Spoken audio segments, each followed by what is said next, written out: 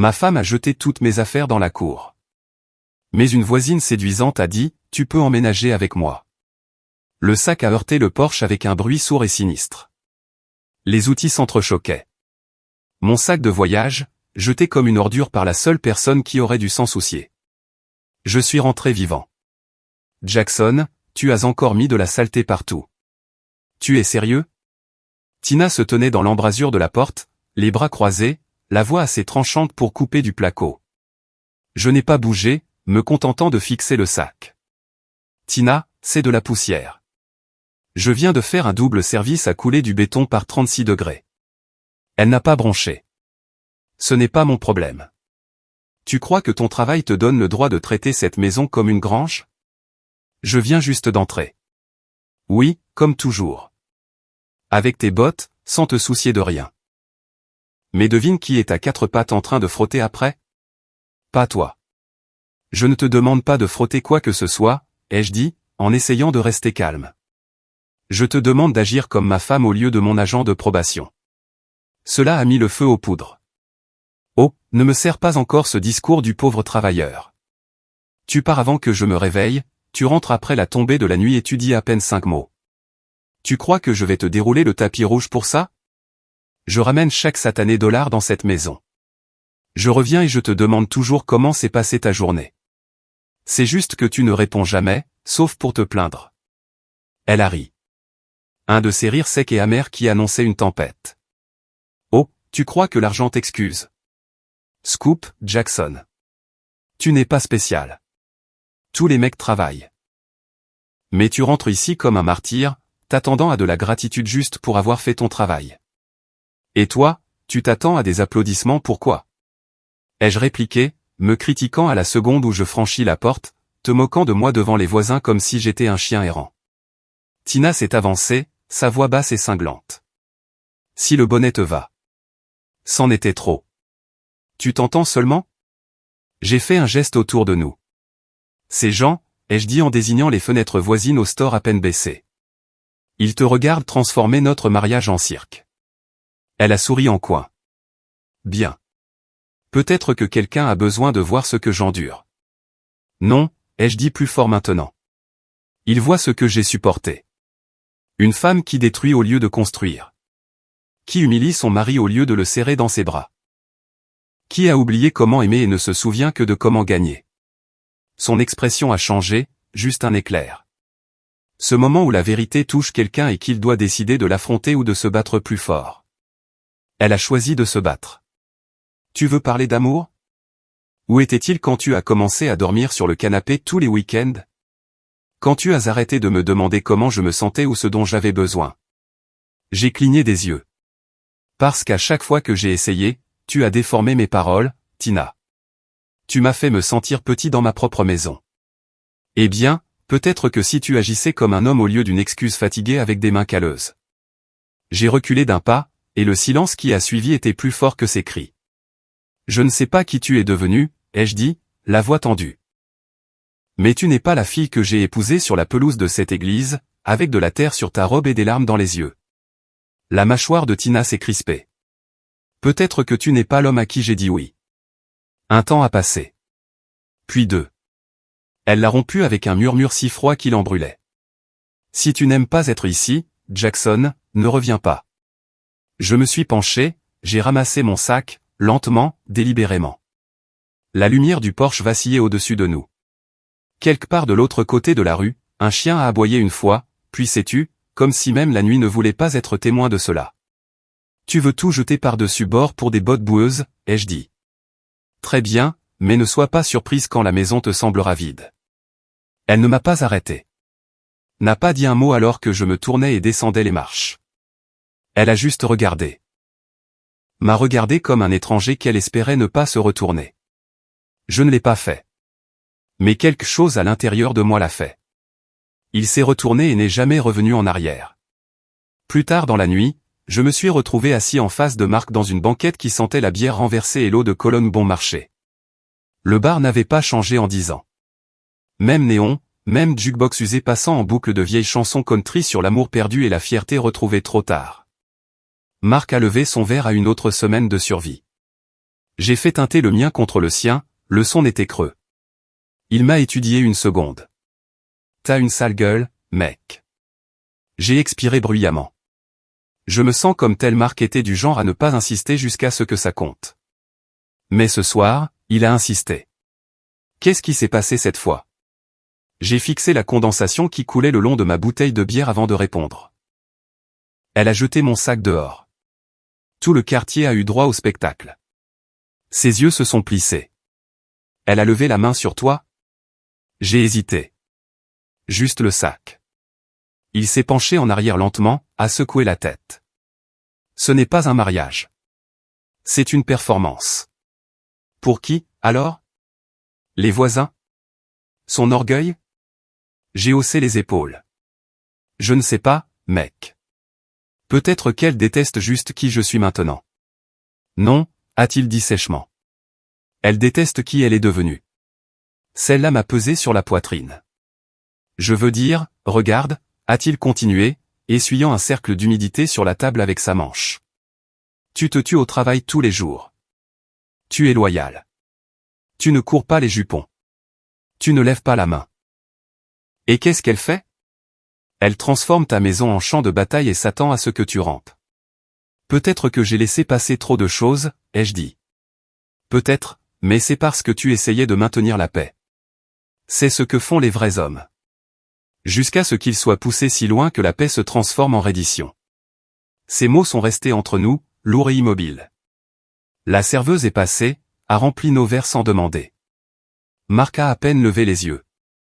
Il s'est penché alors, d'un ton plus bas. Tu sais ce que ma femme dirait si je lui parlais comme Tina te parle? J'ai secoué la tête. Elle ne dirait rien. Elle partirait, tout simplement. Et elle aurait raison. Nous avons tous les deux laissé cela en suspens. Une voix rauque du jukebox chantait quelque chose sur un cœur qui s'était brisé en silence. Cela correspondait un peu trop bien au tempo de ma poitrine.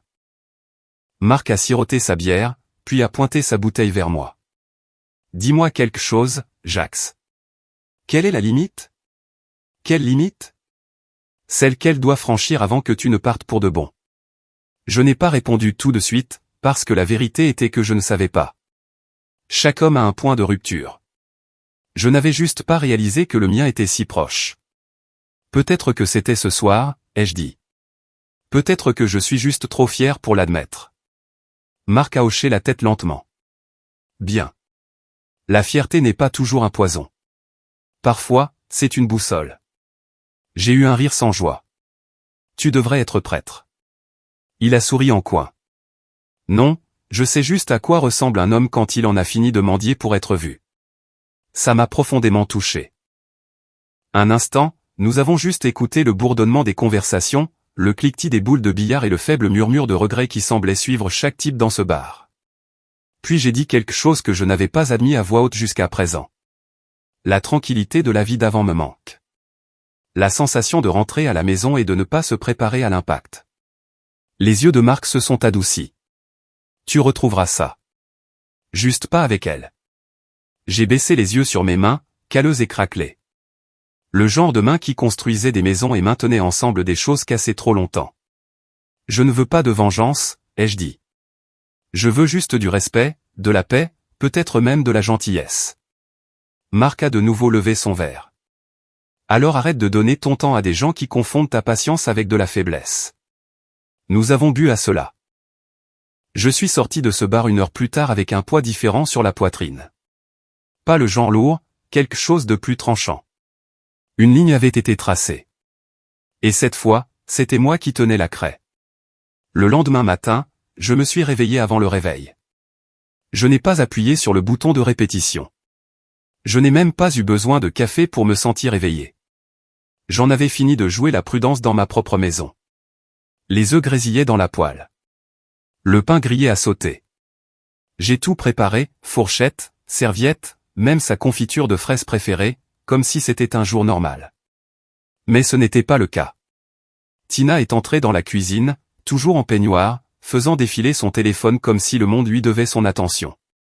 Elle s'est arrêtée, regardant le petit déjeuner avec méfiance. Quelqu'un est mort? Non, ai-je dit en tirant une chaise. Assieds-toi.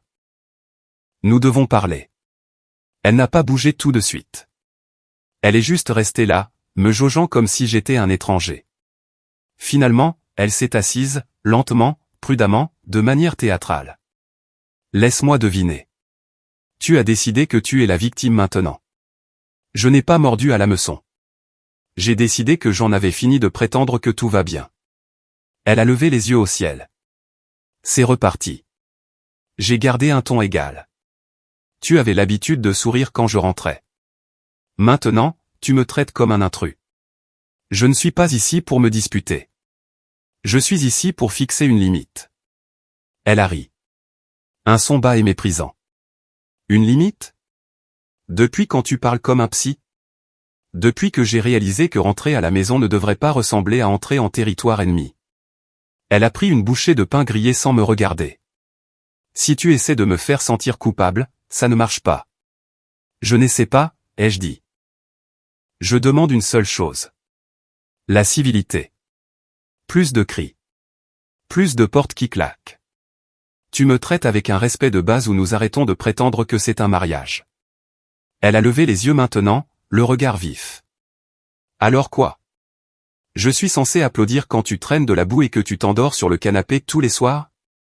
Tu veux un trophée pour faire le strict minimum? Je veux arrêter de marcher sur des œufs. Je veux me sentir comme si je vivais ici. Tu vis ici. Gratuitement. Celle-là m'a fait plus mal que je ne l'attendais. Je me suis levé lentement, la mâchoire serrée. Tu penses vraiment que parce que mon nom n'est pas sur l'hypothèque, je n'ai pas ma place ici? Elle s'est levée aussi, la voix s'élevant. Je pense que tu agis comme si tu méritais des applaudissements juste pour être là. Scoop, la plupart des femmes ne te supporteraient pas aussi longtemps que je l'ai fait. Et la plupart des hommes, ai-je dit en la fixant, seraient partis la première fois que leur femme les a rabaissés en public. Sa bouche s'est ouverte, puis s'est refermée. Une fissure dans l'armure. Je vais au travail, ai-je dit en attrapant mes clés. Elle a croisé les bras. C'est tout? Tu as le dernier mot. Non, ai-je dit par-dessus mon épaule. J'ai le premier mot depuis longtemps qui compte vraiment. La porte a claqué derrière moi. Mais cette fois, ce n'était pas de la rage. C'était de la clarté. Sur le trajet vers le chantier, je n'ai pas ressenti de culpabilité. J'ai ressenti quelque chose de plus propre, comme l'air après une tempête. Pour la première fois depuis des années, j'ai réalisé que je ne demandais pas trop. Je demandais juste à la mauvaise personne. J'ai su que quelque chose n'allait pas dès que j'ai tourné dans notre rue. Même à mi-chemin, je pouvais le voir. Des formes éparpillées dans la cour, captant les derniers rayons du soleil du Texas comme des souvenirs brisés. En me rapprochant, mon cœur a ralenti jusqu'à s'arrêter. Ma boîte à outils, mes vêtements, mes bottes, même la photo encadrée de mon défunt père qui était accrochée dans le couloir. Tout cela jeté sur la pelouse comme un vide-grenier dont personne ne voulait. Et debout à la fenêtre de l'étage, comme une reine regardant l'échafaud, se tenait Tina. Elle n'a pas bronché en me voyant. Elle a juste ouvert la fenêtre plus grand et a crié assez fort pour que tout le pâté de maison entende, « Allez, prends tes cochonneries et dégage pour de bon. » Je suis resté immobile une seconde, puis je me suis penché et j'ai ramassé un album photo, sa tranche fissurée et les coins des pages recourbés par le soleil. Nos photos de mariage se sont déversées, une avec nous nous tenant la main sous une arche, les sourires forcés douloureusement vifs. « Vraiment, Tina ?» ai-je crié, en essayant de garder ma voix égale. « C'est comme ça que tu veux faire ?» Sa voix a crié depuis la fenêtre, comme si elle avait des dents. « Ne fais pas la surprise. Je t'ai dit que la prochaine fois que tu dépasserais les bornes, je ferai le ménage. » J'ai regardé autour de moi. Quelques voisins se tenaient sur leur porche, faisant semblant d'arroser les plantes ou de promener des chiens qui n'étaient même pas en laisse. Une dame a secoué la tête avec sympathie. Une autre a simplement regardé comme si c'était un film. Je me suis agenouillé pour rassembler ce qui était à moi, lentement, délibérément. Des outils, des chaussettes, un t-shirt que je portais le dimanche matin quand nous nous prélassions sur le canapé à regarder de vieux westerns. Je me suis arrêté au bruit de pas derrière moi. Besoin d'un coup de main? La voix n'était pas familière, mais le ton était doux, bas, chaleureux, comme si elle n'offrait pas seulement de l'aide, mais quelque chose de plus stable. Je me suis retourné. Elle était là, la trentaine peut-être, dans une robe jaune pâle avec des sandales et un arrosoir en argent à la main. Ses cheveux étaient attachés lâchement, et il y avait quelque chose de calme sur son visage, quelque chose d'honnête. « Je suis Nathalie », a-t-elle dit en tendant la main. « Je viens d'emménager de l'autre côté de la rue. » Je l'ai serré, surpris de la fermeté de la mienne. « Jackson. » Elle a hoché la tête en direction du désordre. Je demanderai ce qui s'est passé, mais je crois que j'ai entendu la plupart des choses. J'ai eu un faible sourire. « Bienvenue dans le quartier, hein ?» Elle a gloussé. « Ouais, pas exactement la fête de bienvenue que j'imaginais. » Un instant, nous sommes restés là, elle tenant une pile de mes chemises, moi agrippant un cadre photo cassé, le soleil descendant plus bas derrière les toits comme s'il ne voulait pas regarder ça non plus. « Tu as un endroit où aller ?» a-t-elle demandé doucement. J'ai levé les yeux vers la maison. Tina avait tiré les stores. Aucune ombre à la fenêtre. Aucune excuse, pas même de curiosité. Non, ai-je dit honnêtement. Pas vraiment. Eh bien, maintenant si, a dit Nathalie en s'écartant. J'ai une chambre d'amis et je fais un bon café. J'ai hésité. Écoute, a-t-elle ajouté en le sentant. Je n'offre pas une solution à toute ta vie. Juste un atterrissage en douceur pour la nuit. C'est la façon dont elle l'a dit. Sans pitié, sans pression, juste de la gentillesse. Cela seul m'a presque plus brisé que la dispute. J'ai hoché la tête. Laisse-moi juste ramasser le reste de ses affaires. Elle a aidé. Sans bavardage, sans questions gênantes, juste une présence calme et constante.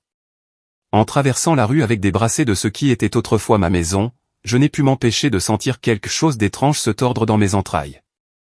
Ce n'était pas de la honte. C'était du soulagement. La porte derrière moi s'était fermée. Oui, mais une autre s'était ouverte.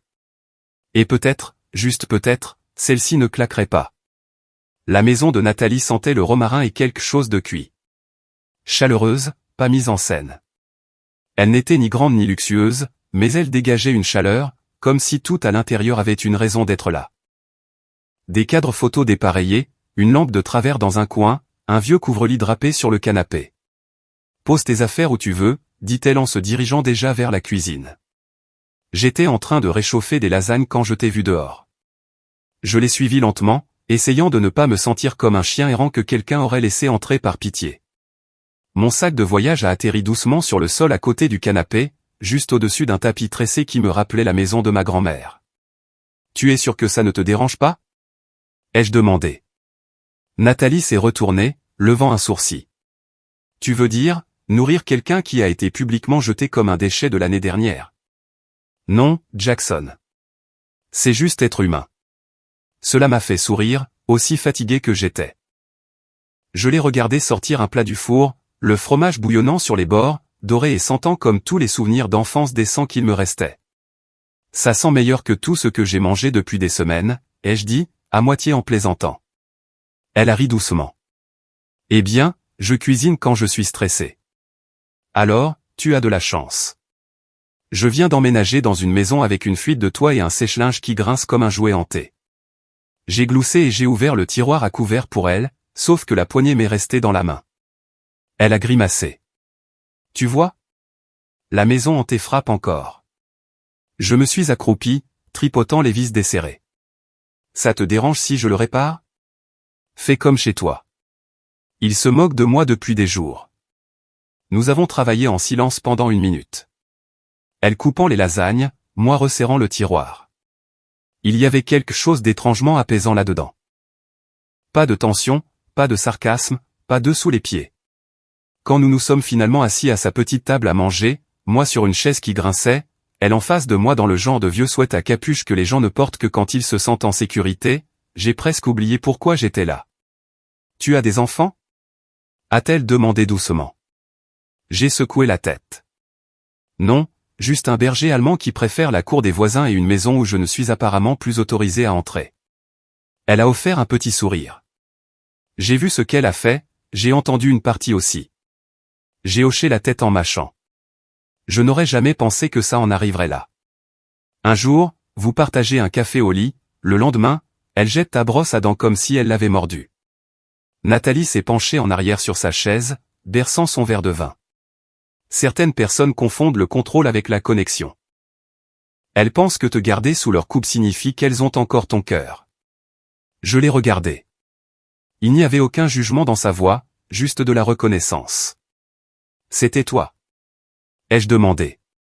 Une fois, a-t-elle dit. Autre ville, autre homme, même tempête. Les lasagnes étaient riches, mais c'était le calme, l'absence de cris, le manque de tension dans l'air qui me nourrissait plus que tout. Tu avais l'air calme, ai-je dit finalement, comme si tout le chaos du monde avait manqué ton adresse. Nathalie a souri doucement. Non, j'ai juste arrêté de l'inviter. Ça m'a frappé plus fort que je ne l'attendais.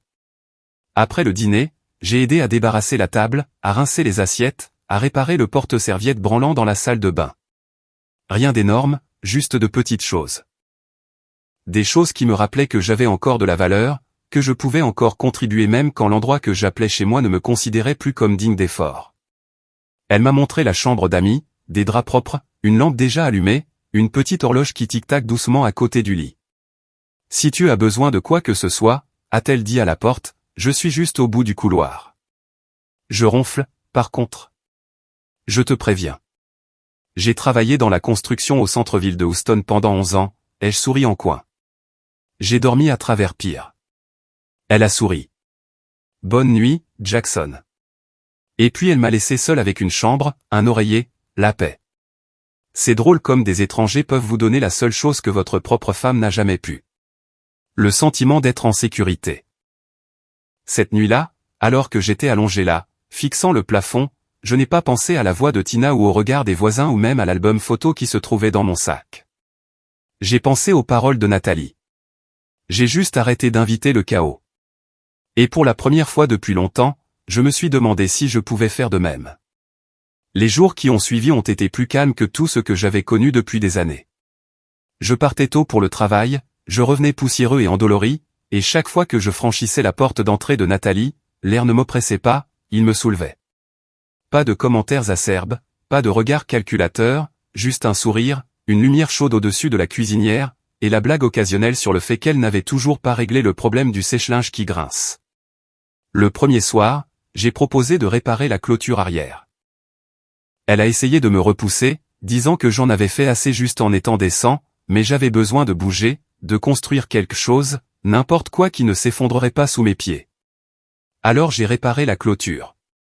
Le lendemain, j'ai installé une nouvelle tringle à rideaux dans la salle de bain des invités, puis j'ai resserré les charnières des armoires de la cuisine, j'ai réparé le plafonnier clignotant du couloir.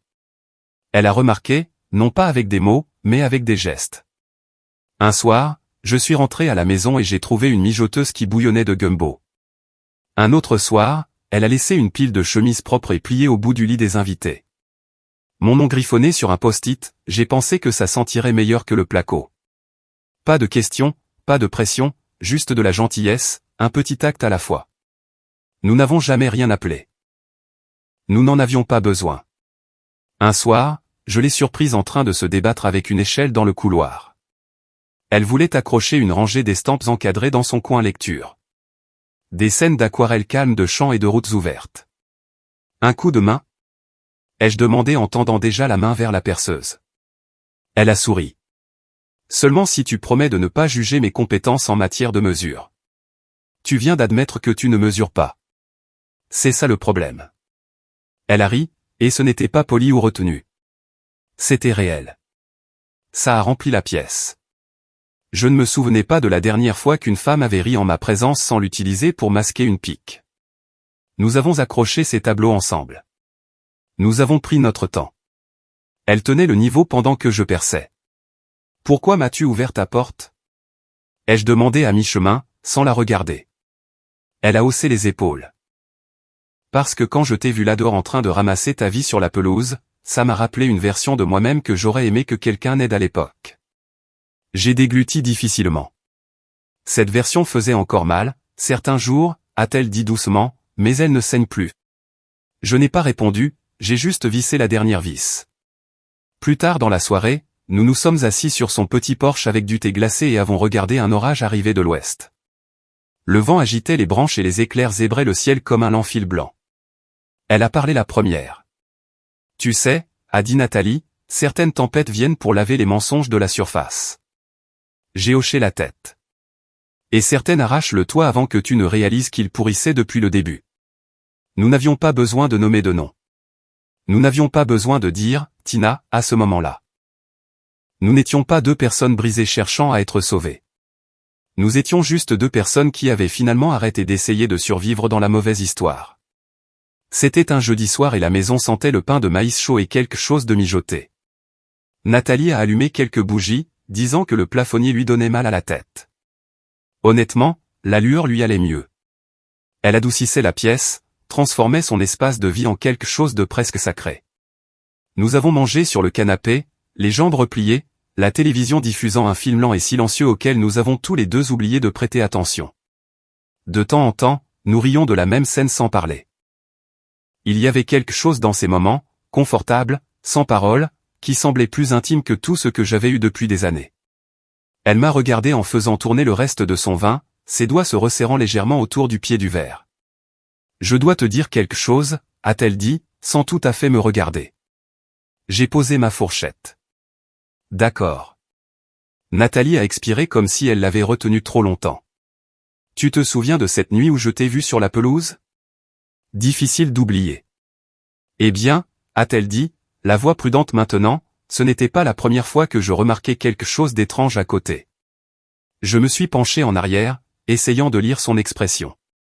Elle avait l'air sérieuse, mais pas suffisante, inquiète, pas commère.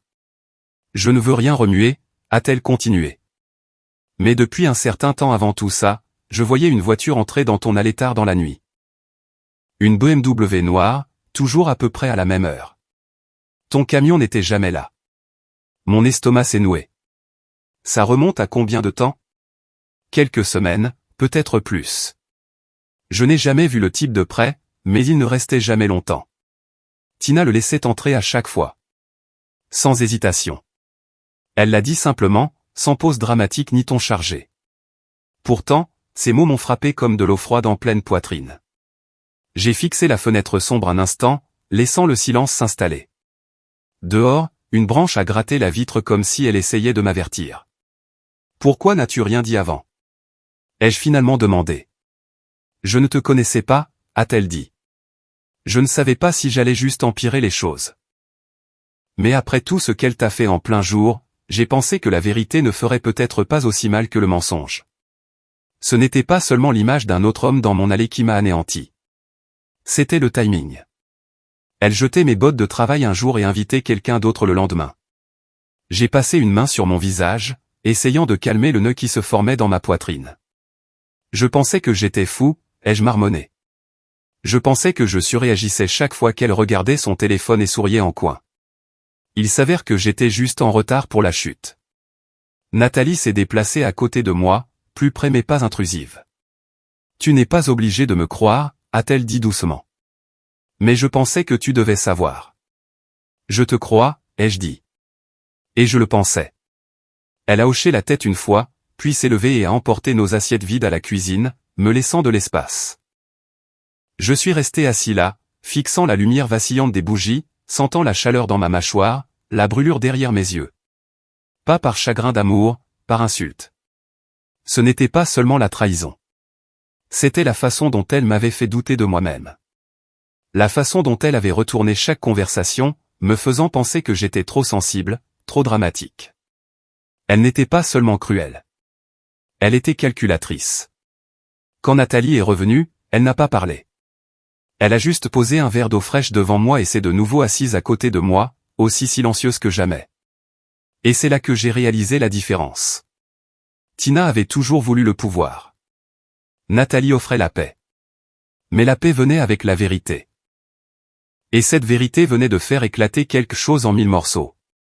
Je me suis garé à 3 pâtés de maison, moteur éteint, fenêtres entr'ouvertes juste assez pour que l'habitacle ne s'embue pas. La fenêtre du 2e étage de Nathalie offrait une vue parfaite sur la rue. Et j'avais demandé tranquillement, sérieusement, si elle était d'accord pour que je regarde. Elle avait juste hoché la tête une fois. Pas de questions, pas de commentaires, juste, tu mérites la vérité. Alors j'étais là, les coudes sur le rebord, regardant la seule maison que j'avais jamais construite pour quelqu'un d'autre devenir la salle d'attente d'un étranger. La maison avait l'air normal dans le noir. C'était ça, la partie la plus malsaine. La lumière du porche vacillait toujours quand le vent se levait. La fougère en pot que Tina n'arrosait jamais était toujours à moitié morte sur le perron. Pour un étranger, rien ne semblait anormal. Mais je savais. La soirée s'est écoulée lentement. Chaque minute semblait avoir quelque chose à prouver. Quelque part dans ma poitrine, j'espérais encore qu'il ne se passerait rien. Que peut-être Nathalie s'était trompée. Que peut-être toute cette suspicion était le dernier mécanisme de défense d'un homme qui avait été traîné trop bas. Mais ensuite, un mouvement. Tina est sortie sur le porche, pieds nus, scrutant la rue.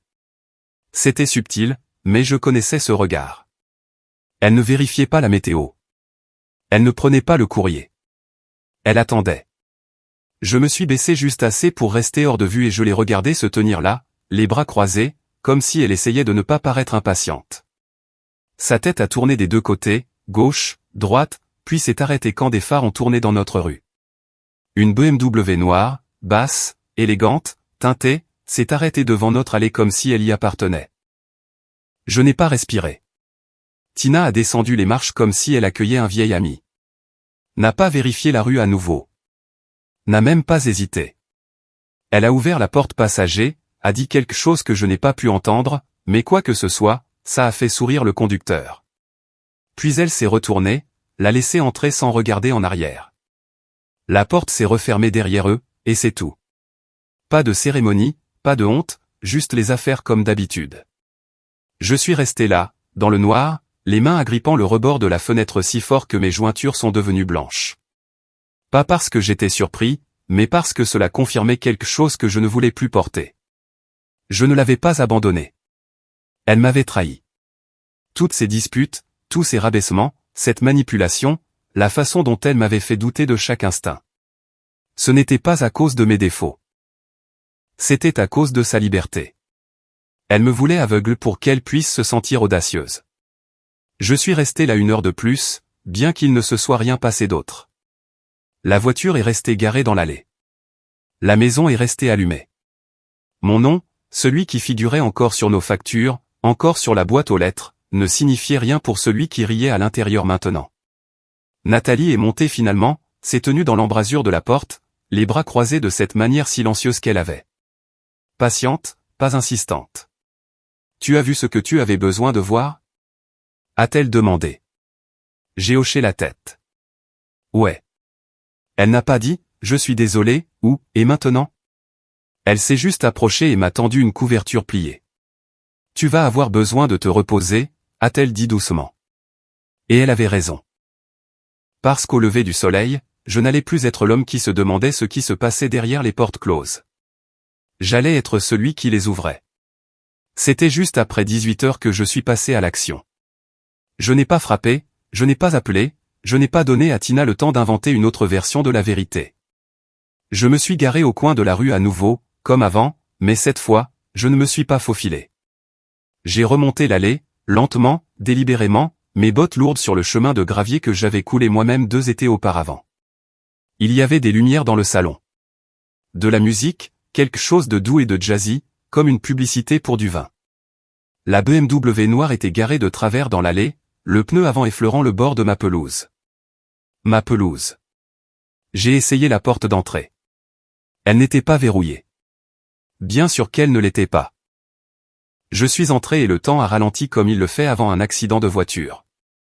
Chaque son s'est aiguisé. Chaque détail s'est gravé dans ma mémoire.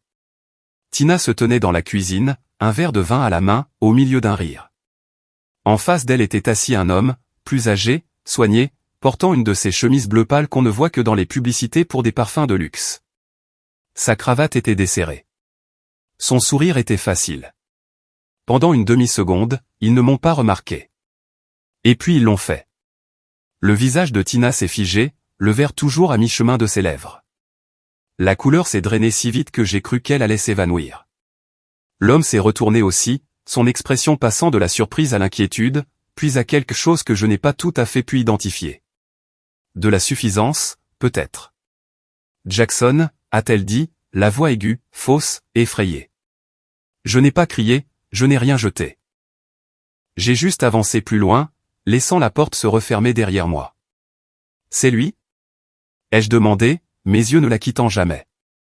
Ok, attends, a commencé l'homme en se levant. Je me suis tourné vers lui. Calme. Assieds-toi. Il n'a pas bougé, il est juste resté là, clignant des yeux, essayant de déterminer si j'étais dangereux ou juste brisé. Tina a finalement retrouvé sa voix. Qu'est-ce que tu fais ici?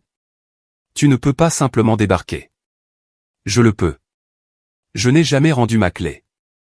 Et je suis toujours sur l'acte de propriété. Sa mâchoire s'est crispée, mais elle n'a pas discuté. Qui est-il? Ai-je demandé à nouveau, plus doucement cette fois. Elle n'a rien dit. L'homme s'est avancé comme s'il était dans une salle de conseil. Je pense que tu devrais partir avant que ça ne. J'ai ri une fois. Un son court et amer. Tu ne sais même pas ce que c'est, n'est-ce pas? Il a froncé les sourcils. Excuse-moi. Ce n'est pas une liaison dont tu t'es tiré d'affaire. C'est du vol. C'est de la trahison. C'est toi qui te gares dans l'allée d'un autre homme comme si tu en avais gagné le droit. Tina a posé son verre avec force. Ne fais pas ça ici. Non, ai-je dit. Ne me dis pas ce que j'ai le droit de ressentir dans ma propre maison. À présent, des voix s'étaient rassemblées à l'extérieur. De faibles murmures, des ombres se déplaçant près du porche. Les mêmes voisins qui m'avaient vu me faire jeter dehors entendaient maintenant chaque mot. Tu as fait un choix, lui ai-je dit. Tu pensais que je partirais tranquillement. Que je porterais ma honte dans la rue et que je disparaîtrais. Mais je suis toujours là, Tina. L'homme a levé une main comme s'il calmait une réunion tendue. Ce n'est pas nécessaire. Si, ai-je rétorqué. Parce que tu n'as pas le droit de boire mon vin, de t'asseoir dans ma chaise et de rire avec la femme qui m'a menti au visage pendant des mois en pensant qu'il n'y aurait pas de conséquences. Il a reculé alors, sentant la chaleur sous mon contrôle. Je me suis tourné vers Tina une dernière fois. Son visage était devenu vide. Le genre de vide qui ne vient que lorsque quelqu'un réalise que l'histoire qu'il écrivait vient d'être déchiquetée devant un public. Tu m'as jeté comme une ordure, ai-je dit. Mais je suis sorti de la poubelle. Et puis je me suis approché, j'ai ouvert grand la porte et j'ai regardé directement la foule sur le trottoir. Sans honte, juste avec clarté. Cet homme, ai-je crié en le désignant derrière moi, n'est pas un ami. Ce n'est pas un cousin. C'est la raison pour laquelle je suis rentré et j'ai trouvé ma vie sur la pelouse. Des halètements. Quelques jurons murmurés. Quelqu'un a marmonné, je le savais. L'homme est passé devant moi, humilié, évitant les regards de tout le monde en se faufilant dans sa voiture. Tina ne l'a pas poursuivi. Elle n'a pas dit un mot. Elle est juste restée là, exposée et tremblante. Pas parce que j'avais crié, mais parce que je ne l'avais pas fait. Je me suis arrêté sur le seuil, me suis retourné une dernière fois. Ne m'appelle plus jamais ton mari. Puis j'ai fermé la porte. Pas derrière moi, mais derrière l'homme que j'étais. La salle d'audience sentait le papier et la fierté. Trop propre, trop silencieuse. Le genre d'endroit où les gens habillaient leurs pires intentions et les appelaient raisonnables. Tina était assise en face de moi, les jambes croisées, les cheveux parfaitement coiffés, les yeux vitreux de cette innocence étudiée qu'elle utilisait lorsqu'elle était acculée. Son avocat lui a chuchoté quelque chose à l'oreille. Elle a hoché la tête, les lèvres pincées comme si c'était elle qui avait été lésée. Mais je n'ai pas bronché, je n'ai pas baissé les yeux. Je portais les mêmes bottes de travail dont elle s'était moquée un jour, la même chemise en jean que j'utilisais pour accrocher des étagères dans la cuisine de Nathalie. Je ne m'habillais pas pour la guerre. Je m'habillais comme moi-même. Le juge lui a demandé d'abord, souhaitez-vous toujours contester les termes de la division des biens? Tina s'est éclaircie la gorge, la voix douce comme du sucre, cachant une épine. Votre honneur, je crois juste qu'il est juste que nous partagions la maison. J'ai aussi investi dans la maison, émotionnellement et financièrement. Son avocat a remis au juge un dossier, photo, tableur, déclaration. C'était propre, poli. Puis ce fut mon tour. Je me suis levé, j'ai ouvert mon dossier et j'ai remis une seule chose. Une photo de sécurité de la fenêtre de l'étage de Nathalie. Horodatage clair. BMW noir. Tina sur le porche faisant signe à l'homme d'entrée. Les sourcils du juge se sont légèrement levés. Que le procès-verbal indique que cette image a été prise alors que le demandeur et l'intimé étaient encore légalement mariés et cohabitaient. Tina s'est raidie, son expression vacillant entre l'incrédulité et la panique. Elle ne s'attendait pas à ça. Pas aux preuves. Pas au sang-froid. Pas de ma part. Sa voix a vacillé. Jackson, je ne voulais pas que ça aille aussi loin. C'était une erreur. Non, ai-je dit calmement. Pas ici. Le juge a tapoté un stylo contre le dossier. Monsieur Ward, que demandez-vous? La pleine propriété de la maison. Aucune restitution financière, aucune garde prolongée des biens. Je veux juste ce qui est à moi, et la paix. Il y a eu un silence après ça. Si silencieux qu'on pouvait entendre le grattement de la chaise du greffier. Et puis le marteau est tombé. Motion accordée. Et c'est tout, c'était fini. À l'extérieur de la salle d'audience, Tina m'a rattrapé près des ascenseurs. Sa voix était plus douce maintenant, tremblante. On peut parler? Juste une fois. Je ne savais pas que ça irait aussi loin. Je l'ai regardé, vraiment regardé, et j'ai vu une femme qui essayait encore de contrôler l'histoire, même après qu'elle se soit déjà terminée. Je suis déjà avec quelqu'un qui ne jette pas l'amour quand il s'ennuie, ai-je dit simplement. Cela l'a arrêté net. Derrière moi, j'ai entendu des pas, doux, réguliers. Nathalie se tenait près de la fenêtre, portant une robe d'été qui captait la lumière juste assez pour la faire paraître intouchable. Mais elle ne l'était pas. Elle était réelle et elle était là. Pas comme un trophée, pas comme une vengeance, mais comme la preuve que la guérison ne vient pas en faisant payer quelqu'un. Elle vient en choisissant mieux. Le porche arrière était petit, juste quelques planches et une paire de chaises que nous avions teintes nous-mêmes. L'une grinçait plus que l'autre. La porte moustiquaire derrière nous coinçait toujours un peu, mais je ne l'ai jamais réparée. Certaines choses n'ont pas besoin d'être réparées une fois qu'on réalise qu'elles sont honnêtes. Nathalie m'a tendu une tasse de café, noir, fort, simple. Elle a pris sa place à côté de moi, les jambes repliées sous elle comme elle le faisait toujours quand la brise était juste un peu fraîche. Nous n'avons pas parlé au début, nous avons juste regardé le soleil descendre doucement derrière les arbres, baignant le jardin d'or. Pas de cris, pas de traitement silencieux, pas de faux semblants. Juste la paix. Un chien a aboyé à 2 maisons de là. Le vent a fait teinter les carillons au-dessus de la porte. Quelque part derrière nous, une cocotte refroidissait dans le four. J'ai jeté un coup d'œil vers elle. Elle lisait de nouveau. Un vieux livre de poche au coin corné. Je n'ai pas demandé le titre. Pas besoin. À quoi penses-tu? A-t-elle demandé sans lever les yeux. À rien, ai-je dit. Et c'est la meilleure partie. Elle a souri. C'est comme ça que ça devrait être. J'ai hoché la tête. Pas de certificat de mariage, pas de grande déclaration. Juste des matins avec du café, des soirées avec des projets, et une compréhension partagée que l'amour n'est pas bruyant. Il est constant. Nous avons peint la chambre d'amis le week-end dernier. Planté des tomates 2 semaines avant. Elle m'apprend à cuire du riz sans brûler le fond. Je lui montre comment utiliser une perceuse électrique sans crainte. Nous rions plus que je ne pensais pouvoir le faire. Parfois je pense à Tina, mais la pensée ne pique plus. Elle passe juste, comme un train que je n'ai plus à prendre. Nathalie a tendu la main, a posé la sienne sur la mienne sans lever les yeux de son livre. Et juste comme ça, je me suis souvenu de quelque chose que je n'avais pas ressenti depuis des années. Pas seulement l'amour, mais la confiance. Pas seulement le confort, mais la sécurité. Plus d'œufs sous les pieds. Plus d'excuses unilatérales. Ceci, ici, n'était pas la fin heureuse que je pensais avoir besoin. C'était quelque chose de mieux. C'était un silence.